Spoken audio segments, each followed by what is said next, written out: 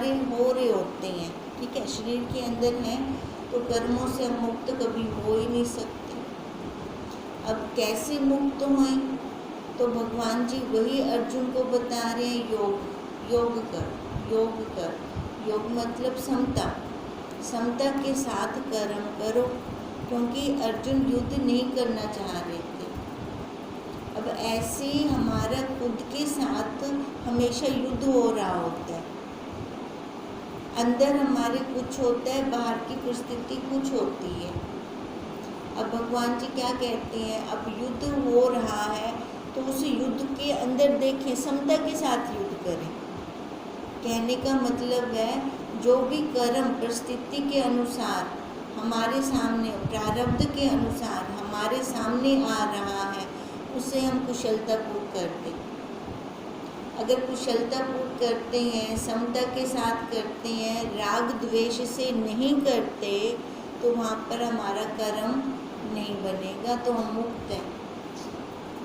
मुक्त होने के लिए ही अर्जुन को भगवान जी ने ये बीच का रास्ता दिया। अब देखो उनके लिए, अब भगवान जी ने कब से बोलना शुरू किया है? 11वें श्लोक से, है ना, 11वें श्लोक से बोल रहे हैं ना भगवान जी। अब 11वें श्लोक से क्या कहा था? ना सोचना। हम क्या करते हैं? हम सोचने लग जाते हैं। एक ही में थी से निंदा क्या हो, वो रिजल्ट निकल से, ऐसे हम सोचते हैं ना। हर कर्म के लिए अपनी बुद्धि को चलाना शुरू कर देते हैं। अब भगवान जी कहते हैं पहले बुद्धि तो तू योग वाली तो बना। हमारी बुद्धि कैसी है? संसार में लिप्त, ठीक है।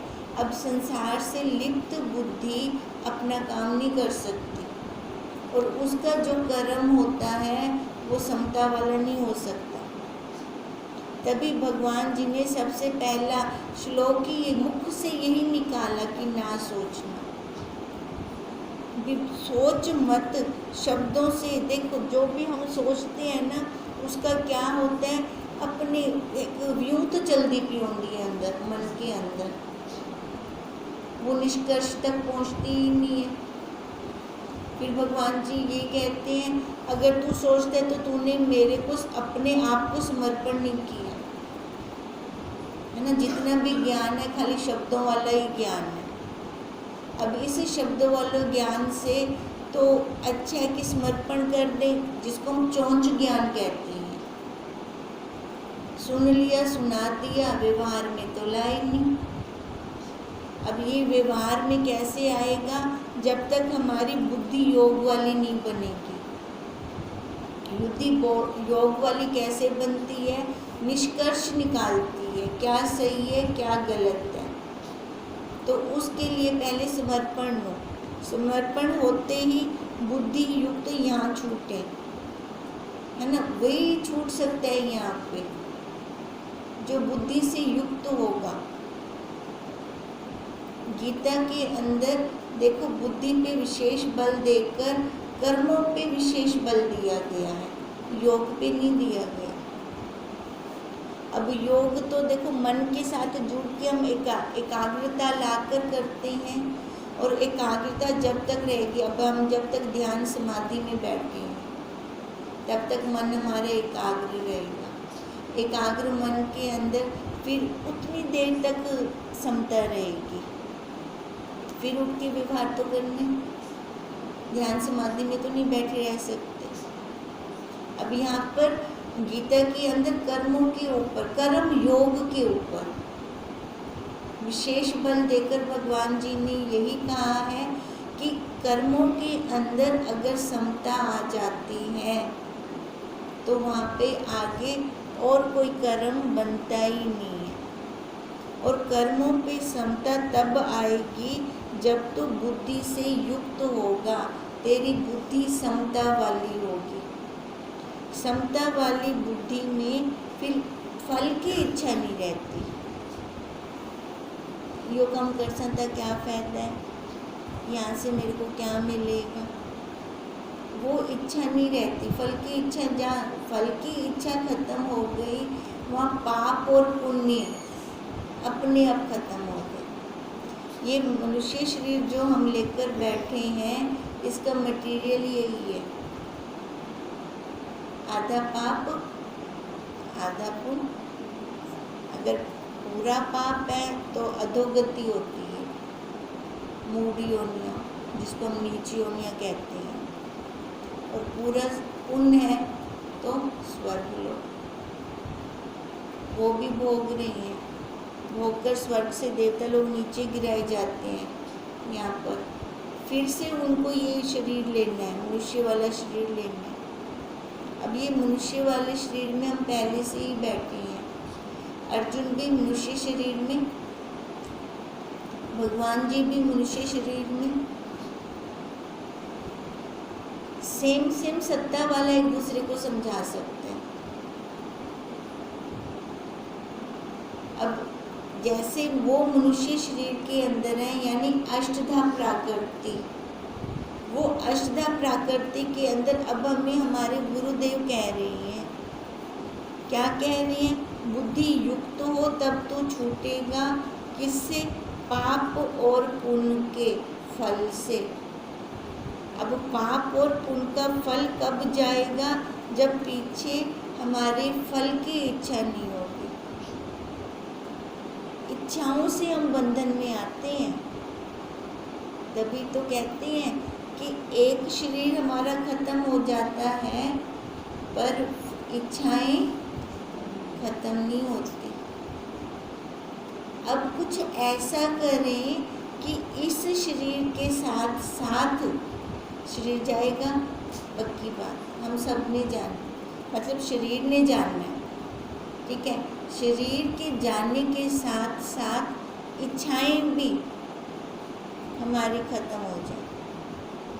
जब इच्छा कोई नहीं रहेगी तो वहाँ पे आगे आकार क्यों होगा?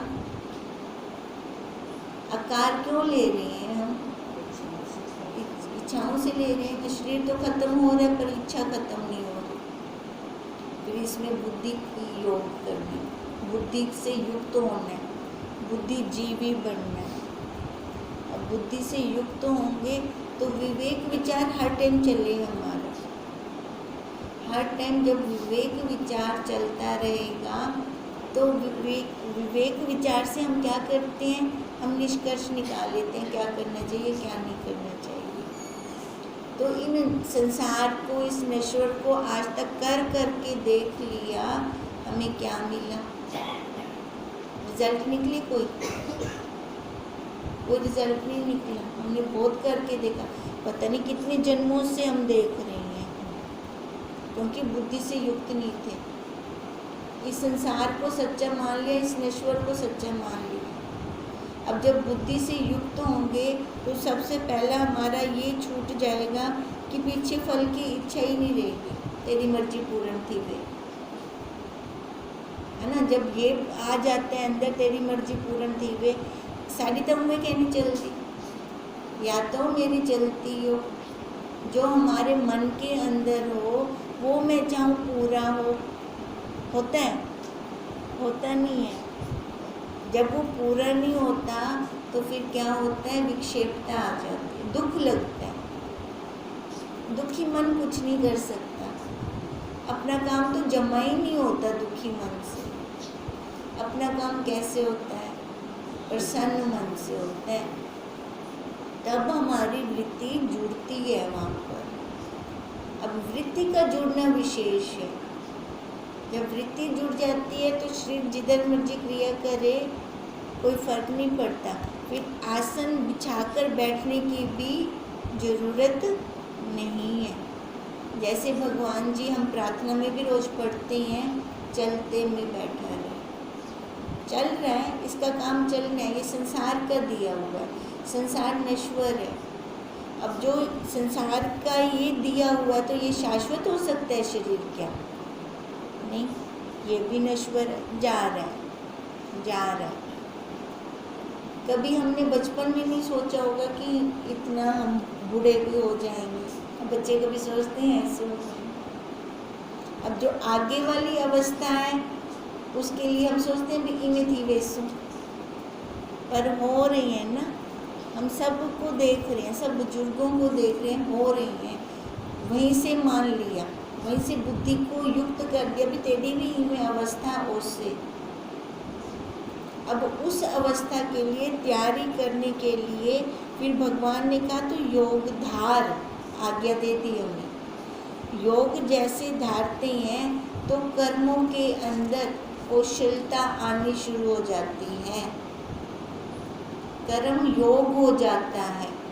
जैसे हम कल कह रहे थे, अब कुशलता चोर भी चोरी करे तो इसका मतलब वो छूट जाएगा, वो बंधन रहित हो जाएगा। उन्होंने अपना कर्म तो किया, पर कैसे किया?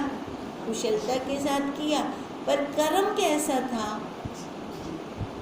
है ना? इस पे भी तो ध्यान रखना है ना। कर अब ऐसे नहीं है कि हम ये चोरी डकैती कुशलतापूर्ण कर्म से कर लें तो हम बंधन से रहित हो जाएंगे, ऐसा नहीं है। कर्म कैसा है हमारा? निषिद्ध कर्म को शास्त्रों ने मना की है। पहले तो जिन्हें मर्जी कुशलता ना कर, उनका फल देखो मिलसे ही मिलसे,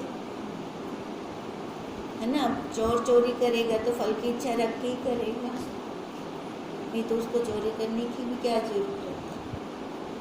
हम छूटना चाहते हैं, अब छूटने के लिए कहा कर्म योग। कर्म योग से कर्मों के अंदर कुशलता आएगी। अब जो ये कर्म योग करता है वो कैसे हो जाता है? निश्चयी बुद्धि योगी, जो कर्म के फल त्याग से जन्म बंधन नहीं देखे, निर्वाण पद में मिले।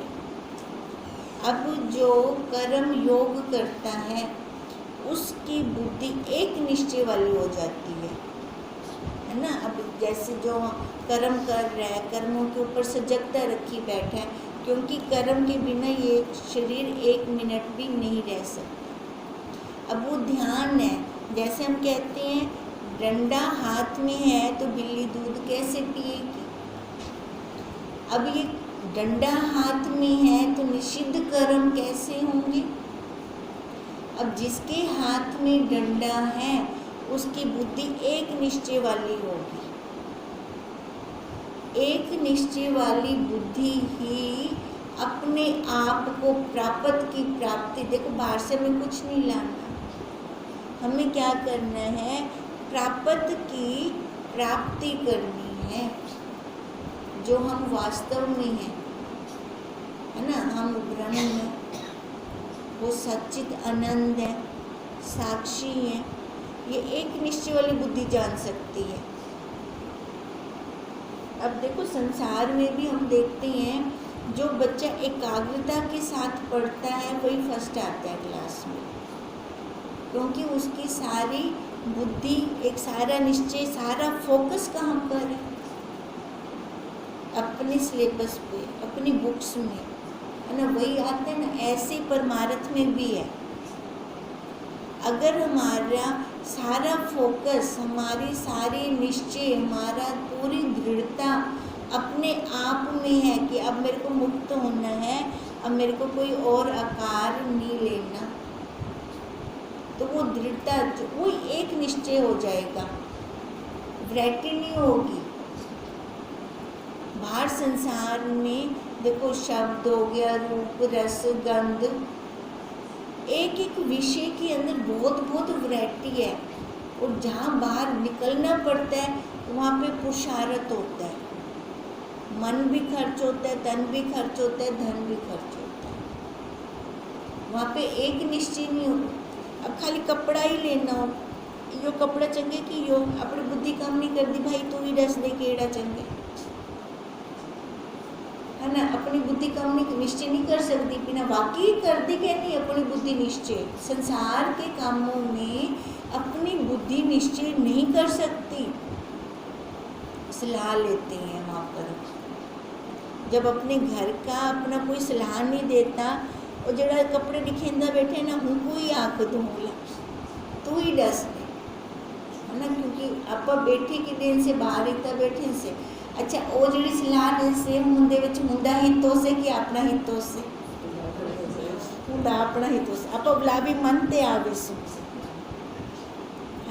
फिर भी उसकी बात मानकर आ जाएंगे। क्यों? क्योंकि अपनी बुद्धि बटी पड़ी है, अनेक शाखाओं में बटी पड़ी है। अगर एक निश्चय वाली होती तो सबसे पहली बात वो बाहर जाती ना, ठीक है। अगर मान लो उसको जानना भी पड़ा तो अपनी बुद्धि नाल फटाफट सिलेक्शन कर देता, वो इधर उधर ना देखता। अब यही भगवान जी कह रहे हैं, जो कर्मों के अंदर योग करते हैं वो कैसे होते हैं? निश्चयी बुद्धिमान, उन्हीं को ही बुद्धिमान कहा गया है। देखो, बुद्धिमान का एक प्रायवाची शब्द है अक्लमंद, है ना। पर हमारे शास्त्रों में हमारे गुरुजनों ने क्या कहा है कि वो हुंदे प्रायवाची कहनी, वो हुनदी अक्लमंद है ना, अकल घट है हुनदी, ता हुनको वो आख्या गया। हमारे शास्त्रों में क्या कहा गया है? बुद्धिमान। अब बुद्धिमान वही है जिसकी एक निश्चय वाली बुद्धि है। एक निश्चय वाली बुद्धि योग से बनेगी, कर्म योग से। कर्म योग का मतलब है समता, समता से, जिसकी बुद्धि में राग नहीं है, द्वेष नहीं है, जो कर्म कर रहा है बिना राग द्वेष के कर रहा है। अब जो बिना राग द्वेष के कर्म होंगे वहाँ पर क्या होगा? फल की इच्छा नहीं रहेगी। जैसे अब हमने एक उदाहरण लिया, अभी उसको कपड़ा लेना है, वो क्या सोचते, दुकान ते बनते भी मेरे को तन नहीं ढकना है भाई, जल्दी दिखा, टाइम वेस्ट नहीं, तन नहीं ढक रहा है ना। ऐसे उसकी बुद्धि के अंदर निश्चय चलेगा, और वो इतना मतलब पसारा भी नहीं होगा उसका। 2-3 ड्रेसेस बाहर रखेगा, धोएगा, डालेगा, बस खत्म। अब वैरायटी रखी तो आज क्या पाऊँगा, कल क्या पाऊँ, है ना, टाइम जाता है, फर्क पड़ता है। ये भी देखो, ये हम सब निकले पड़े हैं इस परिस्थिति में से, तभी हमें पता है कि टाइम कितना वेस्ट जाता है हमारा। अब तभी भगवान जी ने अर्जुन को कहा तो एक निश्चय वाली बुद्धि रख, क्योंकि बुद्धि में फर्क आ रहा था ना अर्जुन के, मैं युद्ध करूं। अब भगवान जी कह रहे हैं भी तेरे को पाप नहीं लगेगा, तेरा कल्याण होगा, पर अभी तो वो अपनी बुद्धि चला रहे हैं ना अर्जुन। अरे युद्ध में जो कल्याण की में थी से, है ना, कैसे युद्ध में से कल्याण कैसे होगा? भगवान जी तो कह रहे हैं तो युद्ध कर। अब युद्ध करूँगा तो कोई ना कोई तो मर से ही रहूँगा, तो पाप तो लग से ही। पर अभी तक ना वो बात नहीं समझ में आ रही भी युद्ध कैसे करने को कह रहे हैं भगवान जी। कर्मों के साथ योग करके करने को कह रहे हैं भगवान जी युद्ध। अब हमें भी कर्मों के साथ योग करके, किसी के प्रति मन में राग नहीं है, किसी के प्रति द्वेष नहीं है। अगर सामने वाले को डांटना भी है तो डांट दो, है ना। अब वहाँ पे हम कहें मैं हमको आकांक्षी में मेरा कर्म बन वैसे, है ना। भगवान जी ने तभी जैसे अर्जुन को समझा रहे हैं ऐसे ही हमारे लिए है, क्योंकि गृहस्थियों को बहुत ज़्यादा परिस्थितियों में से निकलना पड़ता है। अभी इन परिस्थितियों से निकले, मैं कहूँ कैसे, बोलूँ कैसे, कर्म बन जाएंगे। ला सामने वाला भी आपसे तू तो बड़ी ज्ञानी ध्यानी है, ज्ञानी ध्यानी थी ते इवें कर दिए। अगर हम दूसरों की बुद्धि से चलेंगे कभी अपनी मंजिल तक नहीं पहुँच सकते। बुद्धि तो हमें अपनी चलानी है, तभी कहा सुनो सबकी करो अपनी।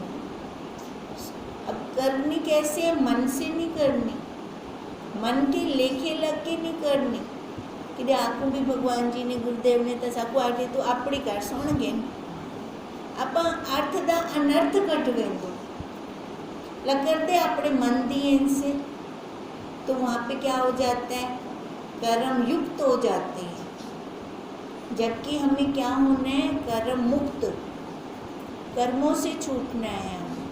अब कर्मों से छूटने के लिए सबसे पहले निश्चय हो हमारी बुद्धि के अंदर। एक निश्चय वाली बुद्धि को बुद्धिमान कहा, फिर उसके बाद कहा कर्म के फल त्याग से। अब जिसकी एक निश्चय वाली बुद्धि होगी, जो बुद्धिमान होगा, वो कर्मों का फल का त्याग होगा। कर्म के फल उसको लगेंगे नहीं, क्योंकि उसके कर्म जो होंगे वो समता के साथ होंगे। देखो कर्म भी हमारे 3 प्रकार के होते हैं ना, सात्विक, राजसिक, तामसिक। जो सात्विक कर्म होते हैं वो निर्मल होते हैं। निर्मल का क्या मतलब है? हाँ जी, हाँ, सत्वगुणी तो हो गए, निर्मल होते हैं, मतलब वो मन के अंदर ज़्यादा उथल पुथल नहीं मचाते, साफ साफ हो गए, है ना, निर्मल होते हैं। और जो राजसी कर्म होते हैं वहाँ से दुख होता है, क्रिया से होती है, क्रिया शरीर से होती है, ठीक है, इंद्रियों के साथ जुड़ के होते हैं। अब इंद्रियों के साथ जुड़ के हमने कोई भी कर्म किया, अब देखो मन भी बीच में आ गया, तो वो दुख, क्योंकि मैं बन के किया, मैं बन के किया। अब जैसे हम बार बार उदाहरण भी लेते हैं, बैठे आसन पे रजोगुणी क्रिया विच इन्ना अभ्यास तो होंदा है, वो सामने जाला दिखदा पे पहले वो लाती हैं, है ना, सामने मिट्टी दिखदी पे दरवाजे ते पहले मैं वो साफ कीती आवां, वो हुंदी माला रुक गई उते, वो इतना ज़्यादा अभ्यास तो होता है। अच्छा, अब यहाँ पर अब सामने से उसको कोई टोक दे तो उसको दुख लगेगा, है ना। सारा दिन मैं हिना किते मरदी हाँ, ला ये मैं कुछ सुने दे, मेरे को क्या लोड़ है, वाकई तेको लोड़ कोई कह नहीं, तू ना कर, है नहीं कोई भी ज़रूरत। हम ये फालतू के कर्म करते हैं। अब जैसे डस्टिंग का ही लिया, एक दिन करेंगे, दूसरे दिन ला मिट्टी आई पे हिंदा ए भाव भी कहनी ला डस्टिंग ना करूँ, करो पहले अपना काम थी वे, है ना, पहले हमारा अपना काम हो।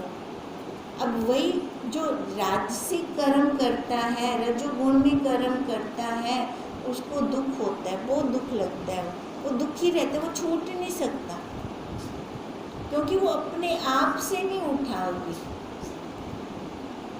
जो सत्वगुणी होगा ना, उसको होगा पहले अपना कर्म कर लूँ, अपना, हमारा अपना कर्म क्या है, अपना नित्य नेम, हमारा रोज का कर्म। ये रोज का कर्म क्या है कि हम सफाई करते हैं खुद की, अपनी सफाई तो कर देंगे नहीं, आप बाहर की सफाई तो लग वेंदो, फिर उससे क्या होता है, रजोगुण से वो नीचे भी आ सकता है। फिर नीचे कहाँ आएगा, तमोगुण में, है ना, वो तमोगुणी कर्म, वो मूर्खता वाली है, वो मूड है, नीरा पूरा मूड है वो। फिर मूड कहाँ जाएगा, क्रिया की योनि में, उसी योनि में अधोगति होगी। तभी भगवान जी ने कहा जो सत्वगुणी है वो निर्मल है, वो फल की इच्छा नहीं रखता, पीछे इन तीनों कर्मों की इच्छा नहीं रखता, ना वो सात्विक में आता है, ना राजस में आता है, ना वो तामस में आता है। कर्म करता है, एक है ना भी बैरा से शरीर रोककर बैठ जाए, कर्म करेगा, पर तीनों फलों की इच्छा का त्याग होगा। अब यहाँ पर भी बहुत सजगता वाली बात है। देखो, जो सत्वगुण में आ गया, सात्विक कर्म कर रहा है, कई बार वो भी बंधन में आ जाता है। क्यों आता है? अब कोई लंगर दे दिया, किसी को अन्नदान दे दिया, भंडारा करवा दिया, पीछे फल की इच्छा रखी। अब वो फल की इच्छा क्या करेगी? बंधन करेगी ना फल की इच्छा, या मुक्त की नीति। तभी भगवान जी ने कहा है, हमारे गुरुदेव ने कहा है बहुत सजगता दे नाल कर्म करने। कर्मों की गति बहुत गूढ़ है, छूट नहीं सकते यहाँ से, पर छूटना है बुद्धि योग से, समता से, तब हम छूट सकेंगे। नहीं तो हम पहले छूट जाते। मनुष्य शरीर तो हमने पहले भी लिया है, पर आज तक छूटे नहीं ना। अब तत्वज्ञ गुरुदेव की शरण में बैठे हैं, तो अब हाथी लंघे और पुछ रह गई है। अब पुछ रह गई का क्या मतलब है? खाली हमने ना अपना पक्का निश्चय करना है। तभी उन्होंने कहा निश्चय, निश्चय, वो एक निश्चय करना है, एक बुद्धि बनानी है, एक निष्ठ बुद्धि बनानी है।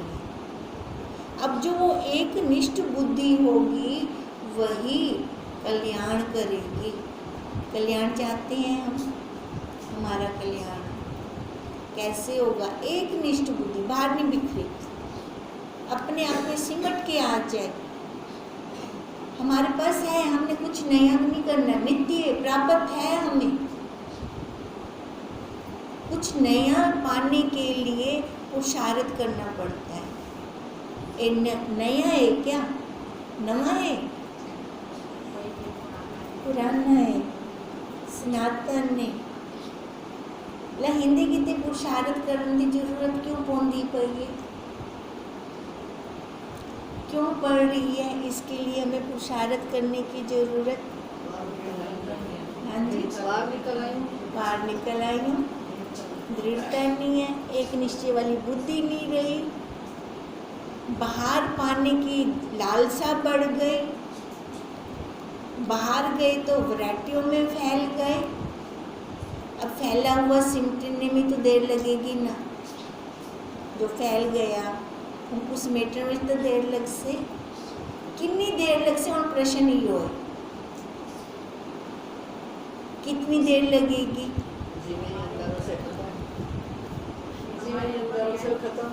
जिमें अंदरों से खत्म, अंदर आमण में कितनी देर लग से?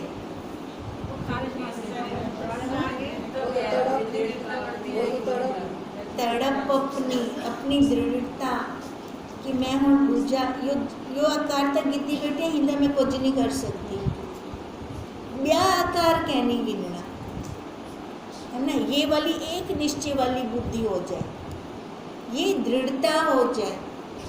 अब ये जब दृढ़ता होगी तो वो कोई भी कर्म का फल नहीं चाहेगा, चाहे जैसे मर्जी हो उसके कर्म, तो वो मुक्ति मुक्त है। कर्म फल का त्याग है ना, तो वो मुक्ति मुक्त है। फिर कहते हैं जन्म बंधन नहीं देखे।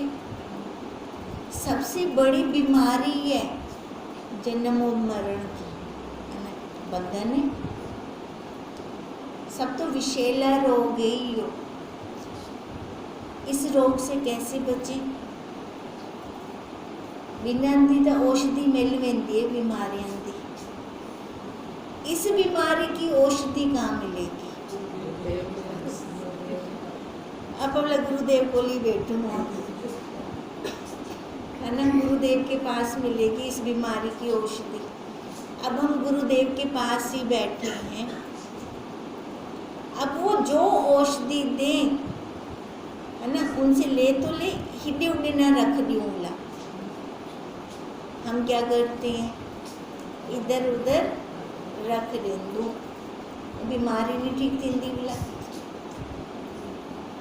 ये बीमारी ठीक थी मन कितने ये औषधि खानी पोसे, तभी हम छूट पाएंगे इस जन्म मरण के चक्कर से। जन्म मरण नहीं देखे और एक से की में है ना, फिर वो देखेगा कैसे? जन्म से तान एक से। अब जैसे कि हम उदाहरण लेते हैं ना, वो पानी के अंदर डूबा पड़ा है बोल से की में, अगर हमको बोलना है तो बाहर आना पोसे है ना।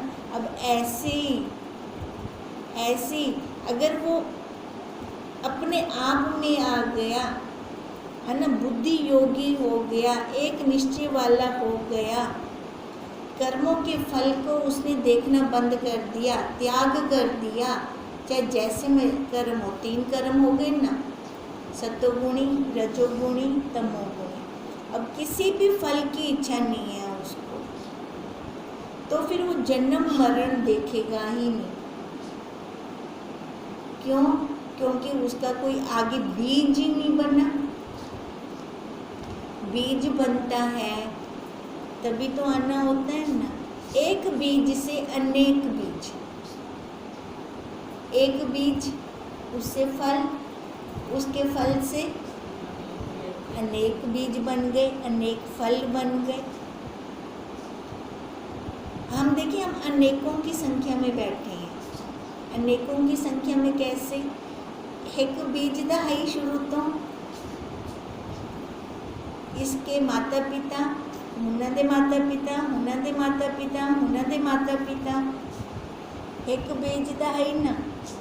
हूँ बीज तो ये किन्ने किन्ने किन्ने बीज बैठे हैं, अनेक बने बैठे हैं। अब अनेकता से फिर एकता में आना है।